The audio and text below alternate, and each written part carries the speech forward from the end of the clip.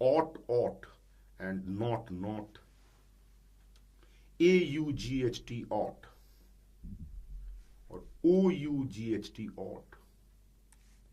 ought to और OUGHT के आगे क्या होता है? टू लगता है हमेशा. वो मॉडल वर्ब है. You ought to go there मतलब you should go there. Prescriptive है इसका नेचर मॉडल वर्ब का. तो you ought to go there, you should go there. इसके लिए स्पेलिंग क्या होगी? OUGHT. you ought to go there.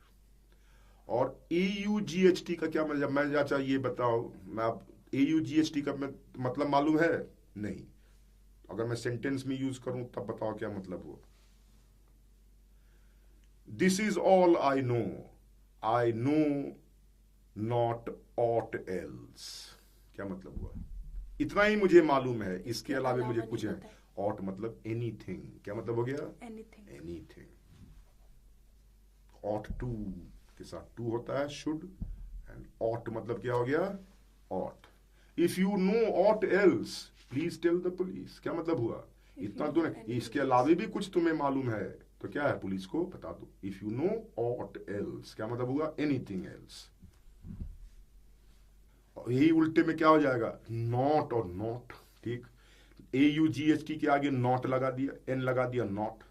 और OUGHT के आगे एन लगा दिया नॉट. आप बताइए क्या अंतर है दोनों का? जैसे ऑट था, क्या था? एनीथिंग. नथिंग. तो और नॉट क्या मतलब हो गया? नथिंग. ठीक. और ये नथिंग किस सेंस में?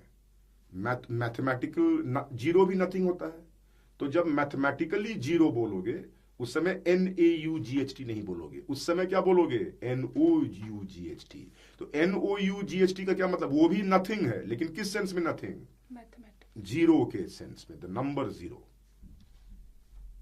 तो अगर कल कोई बैट्समैन जीरो पे आउट हो गया, the batsman was dismissed for NAUGHT या NOUGHT? राइट. और नॉट मतलब क्या हो गया? NAUGHT. Nothing in a non-numeral sense, non-numerical sense. I know not else. क्या मतलब हो गया? I know nothing Nothing else.